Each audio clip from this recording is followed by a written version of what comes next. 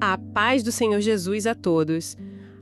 Sabe, a gente tem muito costume de imaginar o tempo como, tipo, um rio interminável. É bem isso. Dá aquela impressão de que sempre vai ter uma nova hora, um novo dia despontando no horizonte. Mas a real é que a nossa relação com o tempo se parece muito mais com a bateria de um celular. É uma contagem regressiva implacável, né? Nossa, sim. O dia começa ali em 100%, mas a cada instante a porcentagem vai caindo. E a grande verdade é que o tempo não é renovável. A água do rio continua passando, mas a nossa bateria é única. E o pior é que não existe uma tomada mágica para recarregar as horas que já se foram, sabe?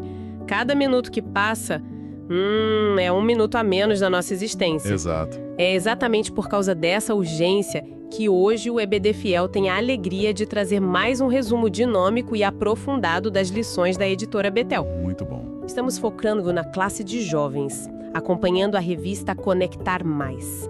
E bom, hoje a gente vai mergulhar na lição 8, que traz um título bem provocativo, que é A Mordomia do Tempo, administrando os dias com sabedoria. Olha, eu diria que é um material riquíssimo. E logo de cara, quem está acompanhando a lição é confrontado com aquele alerta de Eclesiastes, no capítulo 12, versículo 1, que diz assim: Lembra-te do teu Criador nos dias da tua mocidade, antes que venham os maus dias. É um senso de urgência que, sendo bem sincero, muitas vezes se perde na juventude atual. Vamos ser honestos aqui, né? A juventude cristã de hoje vive dentro de uma verdadeira panela de pressão. A cobrança é exaustiva. Nem me fale. De um lado é a maratona dos estudos, a preparação para o vestibular, Enem, semanas de provas na faculdade. Tem o mercado de trabalho também. Sim, o mercado que exige cada vez mais qualificação, disponibilidade de horário e, no meio disso tudo, as tentações diárias batendo a porta, testando a fé, o caráter, a paciência. E isso sem contar o maior buraco negro de tempo da nossa geração, que são as telas. Nossa, nem me fale. É assustador, horas que poderiam ser dedicadas ao crescimento espiritual, ao convívio familiar ou até mesmo ao descanso físico, evaporam num piscar de olhos naquele rolar infinito do feed das redes sociais. Sabe, isso me leva a pensar numa coisa muito prática. Já que a gente passa tanto tempo com o celular na mão, por que não usar essa mesma ferramenta de forma intencional? Com certeza. Se a galera tá nas redes sociais, pode aproveitar para curtir, compartilhar e divulgar este nosso estudo no Instagram, no TikTok e no YouTube. Não é sobre buscar números, de jeito nenhum. Não, é sobre propósito. Isso. É usar a tecnologia para fortalecer a escola bíblica dominical e espalhar a palavra de Deus. Em vez de deixar a internet roubar o nosso tempo, a gente meio que sequestra o algoritmo para criar um oásis de edificação no meio de tanta distração. Eu acho genial. É a subversão do uso da ferramenta, sabe? Transformar o que seria pura distração em propagação orgânica da mensagem de Cristo. Ok, vamos desempacotar isso então. A nossa grande missão neste mergulho de hoje é entender como a Bíblia nos ensina a resgatar o controle da nossa própria agenda para glorificar a Deus. Perfeito. E isso nos empurra direto para o primeiro ponto da lição, que é a administração eficiente do tempo. Voltando lá para a analogia da bateria, se o tempo é finito e a gente não pode simplesmente criar mais horas no dia, como a teologia enxerga essa limitação? Bom, a palavra de Deus é contundente sobre a nossa finitude. O livro de Jó, no capítulo 14, versículo 5, ele afirma que os dias do homem estão determinados. Nós não somos infinitos nesta terra. Certo. E a partir dessa premissa, a gente entra num conceito teológico que muda tudo, que é a mordomia. Nós somos mordomos do nosso tempo. Mas, peraí, a palavra mordomo soa um pouco antiga e até, sei lá, meio opressora às vezes. Como assim? Tipo, se eu sou a mordoma, quer dizer que eu não sou a dona da minha própria agenda. Isso não tira a nossa liberdade? Olha, pelo contrário, isso dá um propósito real à nossa liberdade. O mordomo, na cultura bíblica, era o administrador de altíssima confiança dos bens de um senhor. Ah, entendi. Então, se o tempo nos foi dado por Deus, ele é o dono. Nós somos apenas os gerentes de um bem inestimável. A liberdade está em como vamos gerenciar, mas a responsabilidade é prestar contas desse gerenciamento. E aqui traçamos a linha que separa o gastar tempo do investir tempo. E qual é a diferença prática disso na rotina da galera? Gastar tempo é o modo passivo da vida. É deixar as horas escorrerem sem intencionalidade nenhuma. Já investir tempo exige uma ação deliberada em direção a um retorno. Tipo um investimento financeiro mesmo. Exatamente. O apóstolo Paulo, lá em Colossenses 3, versículo 2, diz assim: pensai nas coisas que são de cima e não nas que são da terra. Isso é uma convocação direta para o investimento. É tirar os olhos das coisas temporárias que só consomem nossa bateria e focar naquilo que gera dividendos eternos. Sabe que a lição traz uma perspectiva judaica sobre o Salmo 90, versículo 12, onde Moisés ora: ensina-nos a contar os nossos dias de tal maneira que alcancemos coração sábio. Sim, lindíssimo. Mas me diz uma coisa, ficar contando os dias não gera tipo um gatilho de ansiedade? Por que Moisés pediria para ter consciência do fim? É uma ótima pergunta, mas a questão é que a consciência do fim é o que dá valor ao presente. Como assim? A tradição judaica entende que Moisés não estava pedindo um calendário para ficar riscando os dias em pânico, sabe? Ele estava pedindo a capacidade de perceber que cada amanhecer é um recurso que não volta. Nossa, profundo isso. Sim. Quando a gente entende que a beleza física murcha, que a conta bancária fica para trás e que o prestígio social é passageiro, a nossa perspectiva muda radicalmente. Faz todo sentido. Passa a fazer sentido aquele ensino de Jesus em Mateus capítulo 6 sobre não ajuntar tesouros na terra, onde a traça e a ferrugem consomem, mas acumular tesouros no céu.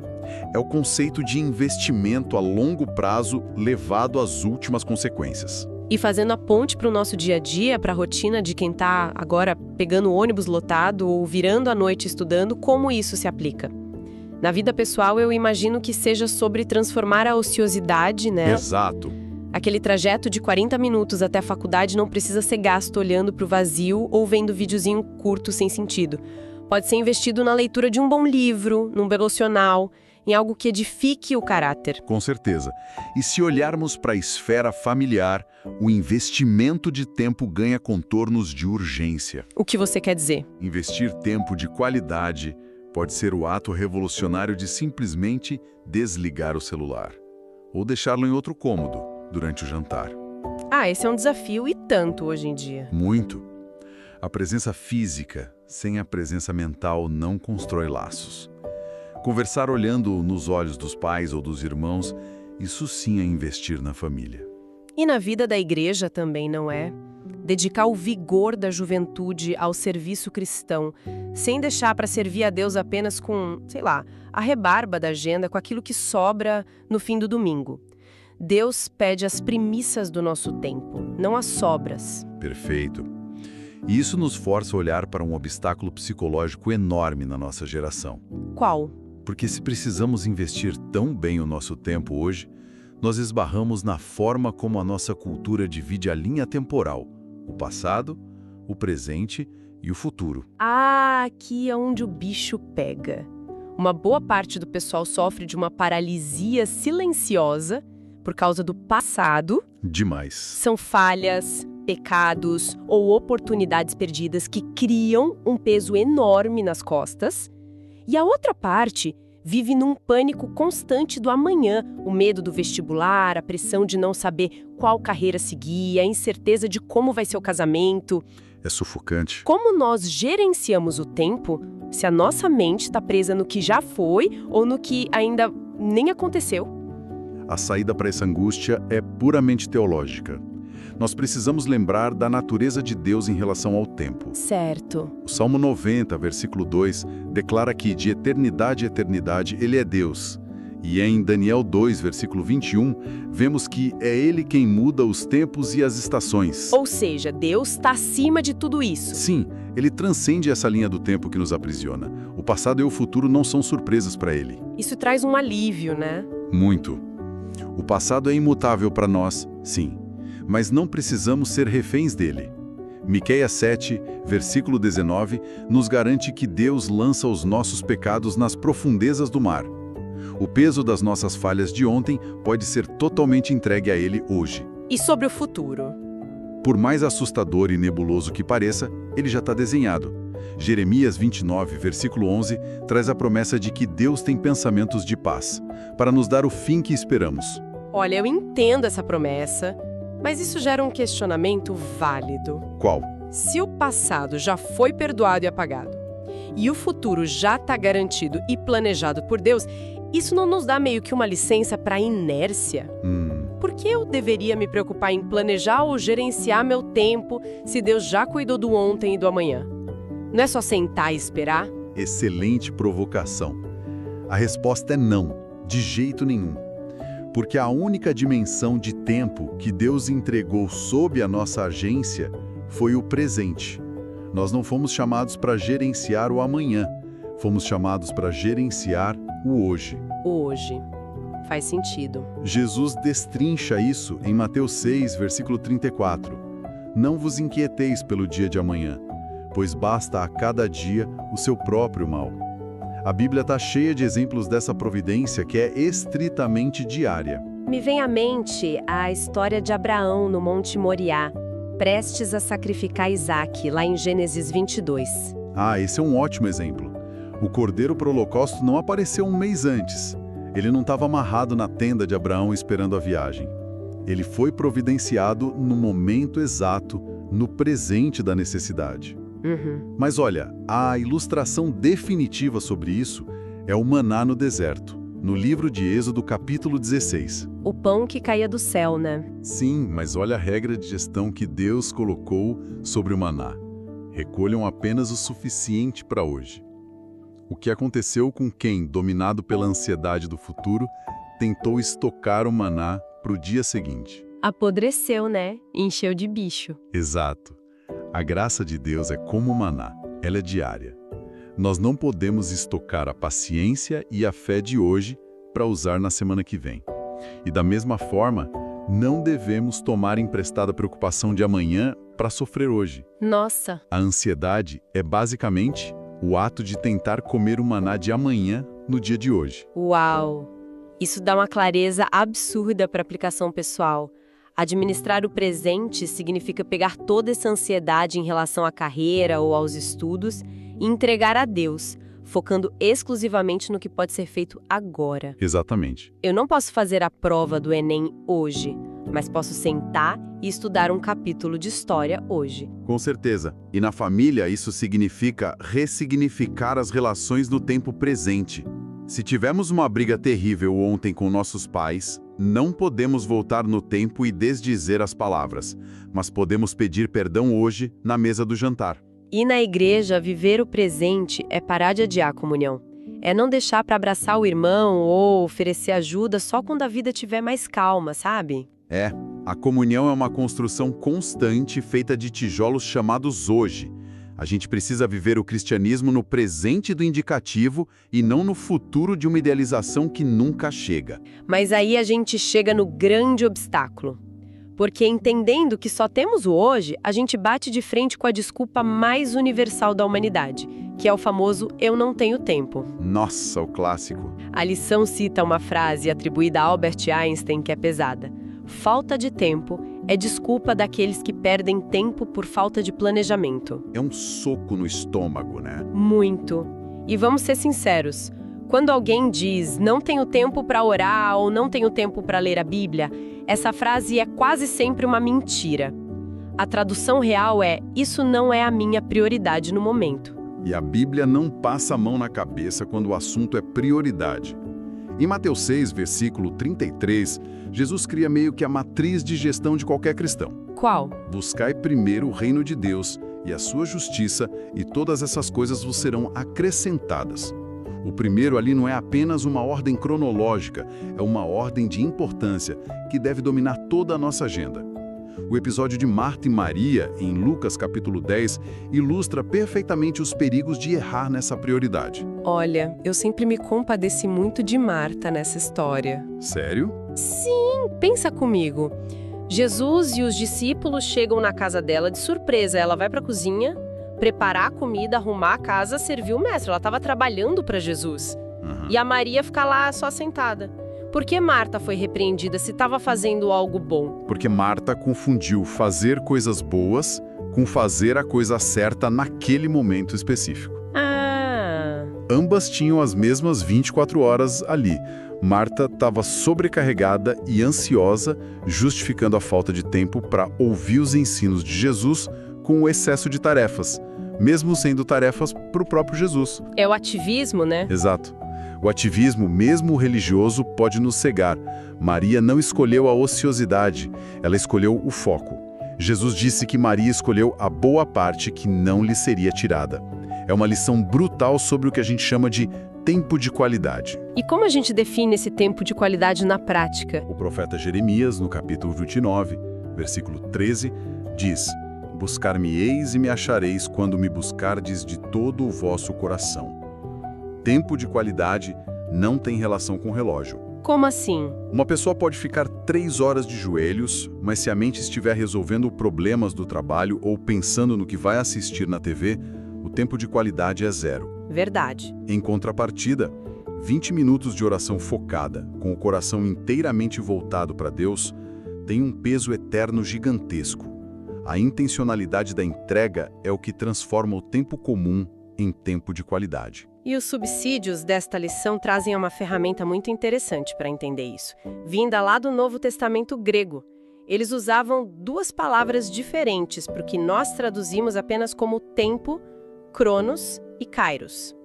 Qual é a diferença real entre essas 2 palavras na nossa rotina corrida? Compreender isso muda a forma como a gente caminha no mundo. O cronos é o tempo do relógio, é o tempo cronológico, matemático, sabe? Os segundos, os minutos, dias, semanas. A nossa agenda. Isso. É a sua rotina, o alarme do celular às 6 da manhã, o horário de bater o ponto na empresa, o prazo de entrega daquele trabalho na faculdade. O cronos é sequencial e não para nunca. Já o kairos é uma ruptura nisso. Como uma quebra de padrão. Exato. O kairos não pode ser medido por relógios. Ele é o momento oportuno de Deus, o tempo da graça, a janela de oportunidade divina que se abre e se fecha. Então o nosso corpo físico está preso no cronos, lidando com a agenda, mas o nosso espírito precisa estar afiado para perceber o kairos. Perfeito. Eclesiastes 11, versículo 4, nos dá um alerta bem duro sobre isso. Diz que quem fica observando o vento e olhando para as nuvens nunca vai semear nem cegar. Ou seja, ficar esperando a hora perfeita. Sim. Se ficarmos esperando as condições perfeitas dentro do nosso relógio, no nosso cronos, nós nunca faremos a obra de Deus.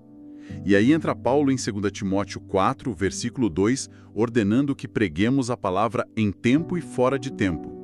Isso é viver sensível ao kairos. Muito bom. O momento de Deus, o kairos, pode surgir numa fila de banco chata, no intervalo supercorrido da faculdade ou no meio de um engarrafamento. Mas vem cá, se a pessoa estiver tão sufocada, estressada e desorganizada com as demandas do cronos, ela passa direto e nem enxerga o kairos? Não é? Infelizmente, sim. E como nós resolvemos isso? A lição aponta 4 pilares práticos de gestão de tempo, que servem justamente para organizar a nossa rotina, para que possamos estar livres para esses momentos de Deus.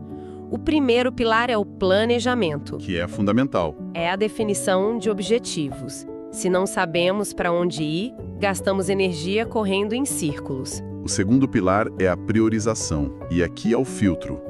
É necessário separar o que é essencial daquilo que é supérfluo ou acidental. É colocar em prática o buscar primeiro o reino que a gente falou. E o terceiro pilar é a execução, que é onde a maioria escorrega feio, certo? Nossa, é verdade. Planejar no papel, usar planner bonitinho é legal, mas a execução falha porque a gente é tragado pelas distrações diárias. Exatamente por isso a execução exige disciplina férrea. Boas intenções não produzem frutos sem atitude. E isso nos leva ao quarto pilar que muitas vezes é esquecido, que é a revisão. Revisão. Sim, a revisão é olhar pelo retrovisor da semana e se perguntar com total honestidade onde eu falhei, onde perdi tempo, minhas escolhas refletiram meus valores cristãos? Olha, aplicando esses 4 pilares, a gente para de ler a Bíblia de forma apressada, só porque sobrou 5 minutos antes de dormir com os olhos pesando de sono, e passa a planejar um horário em que o intelecto esteja fresco. Exato. Na família, cuidar dos pais ou dos filhos deixa de ser visto como uma obrigação pesada e passa a ser uma priorização de atos de amor intencionais.